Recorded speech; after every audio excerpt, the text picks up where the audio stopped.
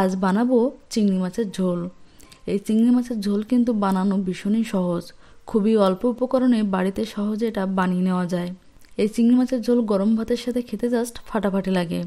তো চলুন দেখে নেওয়া যাক আমার আজকের রেসিপিটি।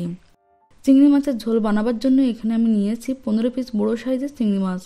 আপনারা চাইলে ছোট বড় যে কোনো সাইজের চিংড়ি মাছ এখানে নিতে পারেন। মাছগুলোকে ভালো করে ধুয়ে পরিষ্কার করে নিয়েছি।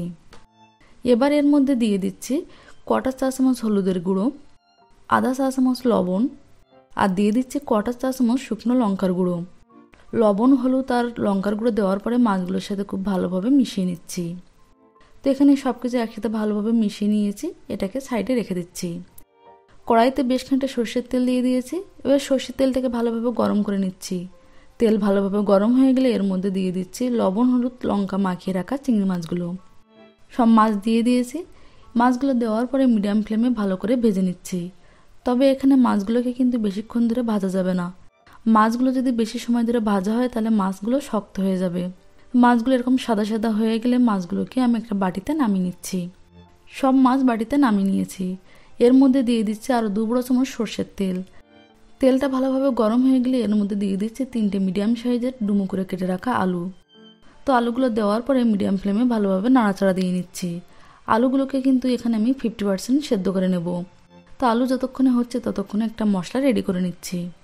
এখানে মিক্সিং জারের মধ্যে দিয়ে দিচ্ছি 2 চা চামচ কালো সর্ষে, 2 চা চামচ সাদা সর্ষে, 8 থেকে 10টা ভাঙা কাজু দিয়ে দিচ্ছি আধা চা চামচ লবণ। প্রথমে সর্ষে আর কাজুর একটা পাউডার বানিয়ে নিচ্ছি। তো দেখুন এখানে পাউডারটা রেডি হয়ে গেছে। এবার এর মধ্যে অল্প পরিমাণে জল অ্যাড করে দিচ্ছি। জল অ্যাড করে দেওয়ার পরে এগুলোকে একটা মিহি পেস্ট বানিয়ে নিচ্ছি। তো এখানে আমাদের পেস্টটা একদমই রেডি হয়ে গেছে। তো এই পেস্টটা আমি একটা বাটিতে নামিয়ে নিচ্ছি। পেস্টটা আমি বাটিতে নামিয়ে নিয়েছি। এই মিক্সিং জারের মধ্যে দিয়ে দিচ্ছি 1.5 ইঞ্চের মতো আদা, 7 থেকে 8টা রসুনের কোয়া, 6 থেকে 7টা কাঁচা লঙ্কা, আর দিয়ে দিচ্ছি সামান্য পরিমাণ জল। এবার এগুলোকে একটা মিহি পেস্ট বানিয়ে নিচ্ছি। তো দেখুন পেস্টটা কিন্তু রেডি হয়ে গেছে, এটাকে সাইডে রেখে দিচ্ছি। আর এখানে আলু আমাদের 50%-এর মতো সেদ্ধ হয়ে গেছে, আর আলুর কালারটাও কিন্তু চেঞ্জ হয়ে গেছে। এবার এই আলুগুলোকে আমি একটা বাটিতে নামিয়ে নিচ্ছি।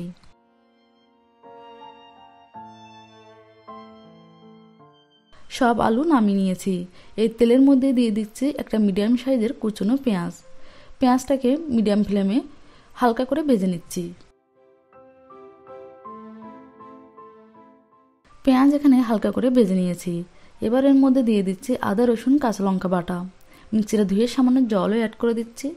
এবার এই সব কিছু একসাথে খুব ভালোভাবে মিশিয়ে নিচ্ছি। আর এভাবে মিশিয়ে নিয়ে মশলাটাকে কষিয়ে নিচ্ছি যাতে আদা রসুনের কাঁচা গন্ধটা চলে যায়।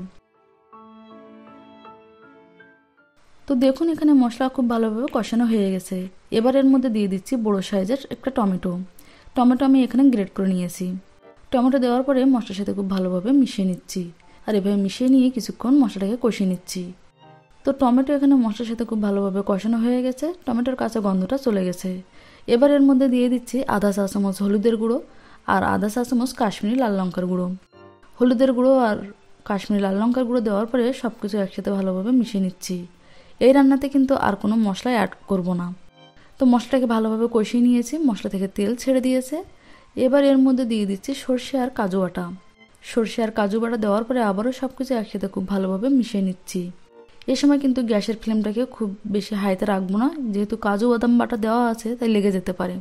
এবার দিয়ে দিচ্ছি ভেজে রাখা আলুগুলো দেওয়ার পরে মশলার সাথে খুব ভালোভাবে মিশিয়ে নিচ্ছি। আর এভাবে মিশিয়ে নিয়ে আরও মিনিট 2 মতো কষিয়ে নিচ্ছি।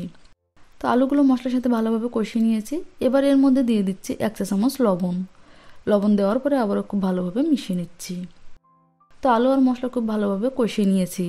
এবার এর মধ্যে দিয়ে দিচ্ছি পরিমাণ মতো জল। আপনারা গ্রেভি যতটা রাখতে চান সেই অনুযায়ী জলটা অ্যাড করে দেবেন। জল দেওয়ার পরে সব কিছু একসাথে খুব ভালোভাবে মিশিয়ে নিচ্ছি। এবার এর মধ্যে একটা ফুট আসতে দেব। তো গ্রেভির মধ্যে ফুট চলে এসেছে, সব কিছু আবারও ভালোভাবে মিশিয়ে নিচ্ছি। সব কিছু ভালোভাবে মিশিয়ে নিয়েছি। এবার এগুলোকে ঢাকা দিয়ে মিনিট 5 মতো মিডিয়াম ফ্লেমে হতে দেবো। 5 মিনিট পরে ঢাকনাটা খুলে দিচ্ছি। এবার এর মধ্যে ভেজে রাখা চিংড়ি মাছগুলো অ্যাড করে দিচ্ছি। চিংড়ি মাছ দেওয়ার পরে আবারও খুব ভালোভাবে মিশিয়ে নিচ্ছি। আবার এগুলোকে ঢাকা দিয়ে মিনিট 5 মতো হতে দেব। 5 মিনিট পরে ঢাকনাটা খুলে দিচ্ছি। এর মধ্যে দিয়ে দিচ্ছি 3 থেকে 4টে চেরা কাঁচা লঙ্কা আর কুচনো ধনেপাতা। লঙ্কাটা অবশ্যই আপনারা বুঝে অ্যাড করবেন, যদি খুব বেশি ঝাল পছন্দ না করেন সেক্ষেত্রে এটা স্কিপ করতে পারেন। আবার এগুলোকে ঢাকা দিয়ে মিনিট 5 মতো হতে দেব। 5 মিনিট পরে ঢাকনাটা খুলে দিচ্ছি, সব কিছু ভালোভাবে মিশিয়ে নিচ্ছি। এই সময় লবণটাকে চেক করে নেবেন ঠিক আছে কিনা। তো মাছের ঝোল একদমই রেডি হয়ে গেছে, আর যে গ্রেভিটা দেখছেন এটা কিন্তু ঠান্ডা হয়ে গেলে আরও ঘন হয়ে যাবে। তো গ্যাসের ফ্লেমটাকে বন্ধ করে দিয়ে এগুলো একটা সার্ভিং বলে নামিয়ে নিচ্ছি। তো আপনারা এই মাছের ঝোল একবার এভাবে বানিয়ে দেখুন, গরম গরম ভাতের সাথে পরিবেশন করুন, খেতে কিন্তু দারুণ লাগে। আজকের এই রেসিপিটা আপনাদের কেমন লেগেছে কমেন্টস করে অবশ্যই জানাবেন। আজ এ পর্যন্তই, আবার দেখা হবে নতুন কোনো রেসিপি নিয়ে।